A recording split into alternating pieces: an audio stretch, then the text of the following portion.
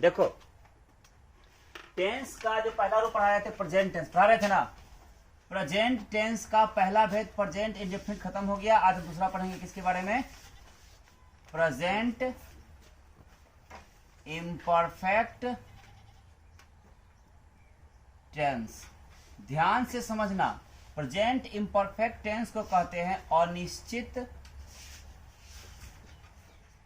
वर्तमान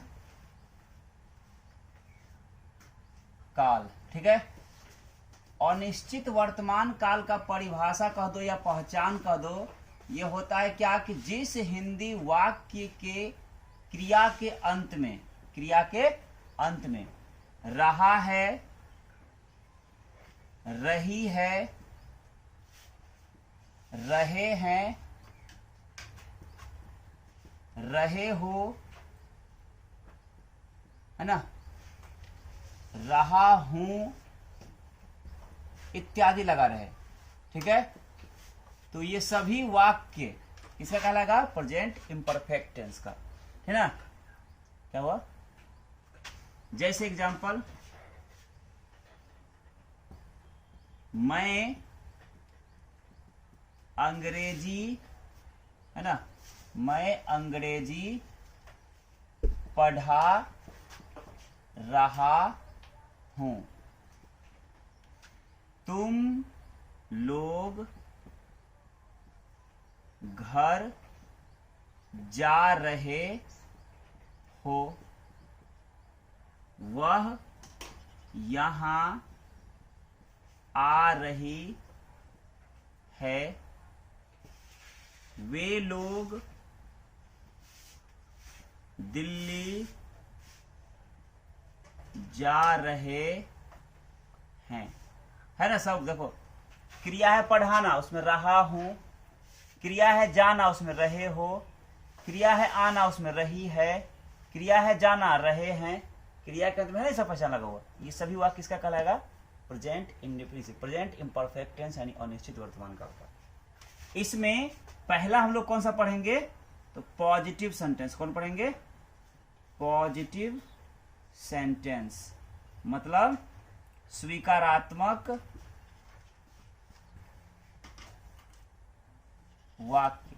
कहने का मतलब हुआ वैसा वाक्य जिसमें नहीं शब्द का प्रयोग नहीं किया रहेगा। ठीक है, जैसे देखो इसमें किसी में नहीं लगा हुआ है, नहीं ना, ये सभी कहलाएगा पॉजिटिव सेंटेंस का। उसको अगर पॉजिटिव सेंटेंस आ जाए तो रखना क्या? सबसे पहले वाक्य का जो भी सब्जेक्ट होगा वो सब्जेक्ट सबसे पहले रख देंगे। सब्जेक्ट के साथ वाक्य में इज, आर या एम तीनों में से कोई एक लगाएंगे। इसके बाद जो भी वर्ब होगा उसमें आईएनजी जोड़ देंगे। कहने का मतलब वर्ब का चौथा रूप, ठीक ना, जो भी क्रिया रहेगा उसका क्रिया लिख के उसमें चौथा रूप यानी आईएनजी जोड़ देंगे तो वर्ब फोर कहलाएगा, लगा देंगे। और तब जाकर ऑब्जेक्ट रख के फुल स्टॉप दे देंगे। जैसे नोट में देख लो, अगर वाक्य का सब्जेक्ट आई रहे, आई के साथ एम लगेगा। ठीक, अगर वाक्य का सब्जेक्ट वी, यू, दे, है ना, वी, यू, दे या यानी एक से अधिक नाम, एक से अधिक नाम, मतलब सब्जेक्ट के स्थान पर इतना में से कुछ भी आ जाए तो यहां लगाया क्या? आर। ठीक, और अगर सब्जेक्ट जो है ही, सी, इट या एक नाम हो, कोई एक नाम, इसके साथ क्या लगता है? इज लगता है। कोई दिक्कत? अब देखो बना के दिखाते हैं, यहीं पे इसी जगह बना लेते हैं। मैं अंग्रेजी पढ़ा रहा हूं, सब्जेक्ट कौन है? काम हो रहा है पढ़ाने का, तो पढ़ाने का काम कौन कर रहा है? मैं, तो मैं सब्जेक्ट हुआ। तो सब्जेक्ट का प्रयोग कहां से होता है? Nominative case. तो नॉमिनेटिव केस में याद करो कि मैं कहने क्या था? आई। और अभी बोले सब्जेक्ट के बाद रखना है इज, आर या एम में से कोई एक। तो आई के साथ क्या लगता है? एम, तो आई के साथ एम। अब आई एम हो गया। अब वर्ब क्या है? पढ़ाना। पढ़ाना का अंग्रेजी होता है टीच, TEACH, टीच। उसमें क्या जोड़ना है हमको? ING, teaching. तब ऑब्जेक्ट, इसमें ऑब्जेक्ट है कुछ? आए नहीं, कैसे? अंग्रेजी है ना रे, क्या जाएगा इसमें? इंग्लिश। लास्ट में फुल स्टॉप, बन गया। इसे फिर है, तुम लोग घर जा रहे हो, काम हो रहा है जाने का, कौन कर रहा है? तुम लोग क्या हो गया? सब्जेक्ट। तो तुम लोग का सब्जेक्ट कहां से आता है? तो नॉमिनेटिव केस से। तुम लोग का क्या लिखा थे? यू। तो यहां हो जाएगा सबसे पहले सब्जेक्ट यू, हो गया सब्जेक्ट यहाँ पे यू। अब सब्जेक्ट के बाद इज आर या एम लगाना है, तो यू के साथ क्या लगता है? आर, यहाँ हो जाएगा आर। अब क्या लगाना है? इज आर एम के बाद वर्ब। वर्ब क्या है?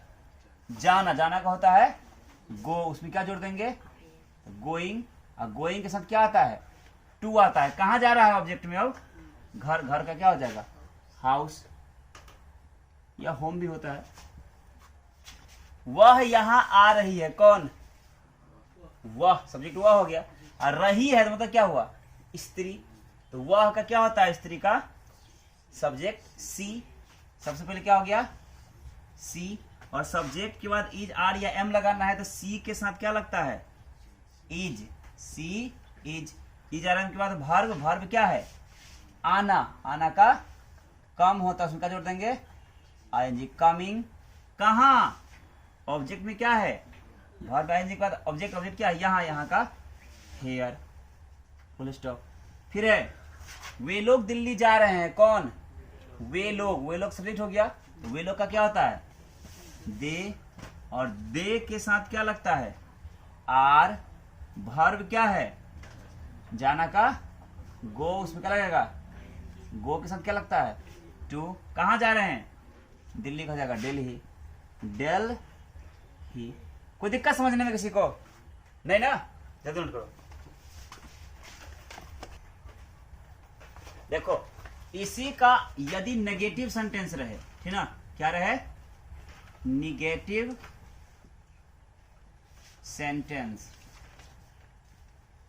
नकारात्मक वाक्य,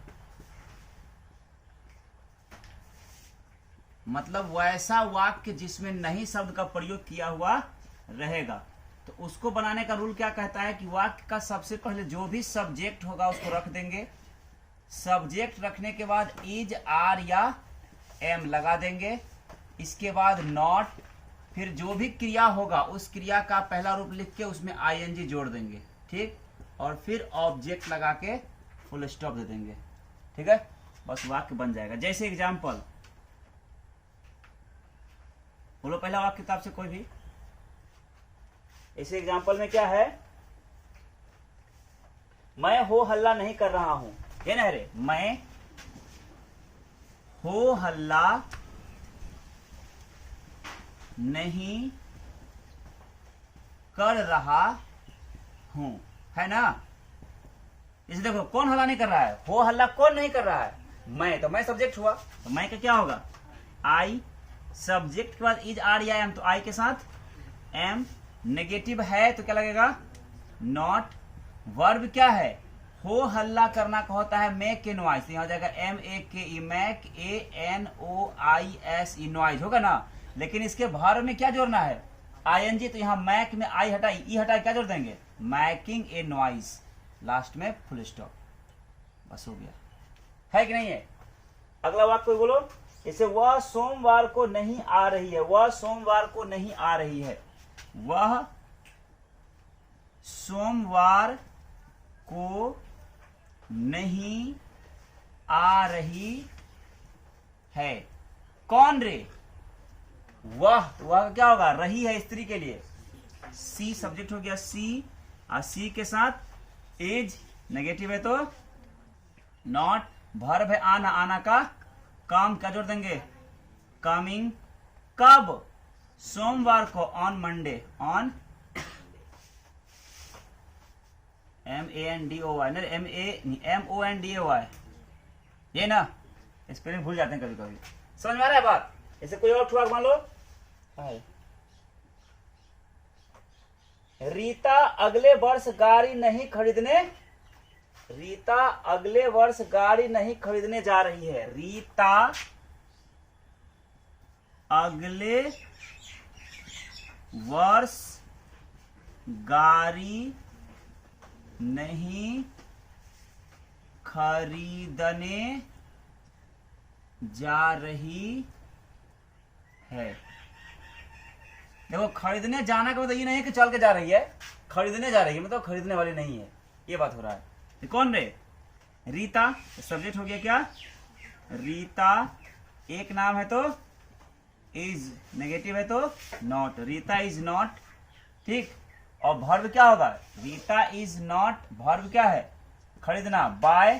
तो क्या होगा? बाय का होता है BUYING, बाइंग। देखो क्या लिया है खरीदना का? बाय ही है सिर्फ। अच्छा, ये जाना है ना, लास्ट में लिखा होगा बाय ए कार, बाय ए कार, खरीदने के लिए कार, ठीक है। जाना क्रिया है ना, जाना क्या हो जाएगा? गो, उसमें क्या हो जाएगा? आएंगे गोइंग टू, क्या करने? एक कार खरीदने, बाय ए BUY, बाय ए कार या कार एक ही बात है, कार। कब? अगले वर्ष, नेक्स्ट ईयर, नेक्स्ट ईयर, है कि नहीं है? अरे साइन एफ इंटू नहीं होगा है ना, पूर्ण विराम होगा। कोई दिक्कत समझने में है? सही।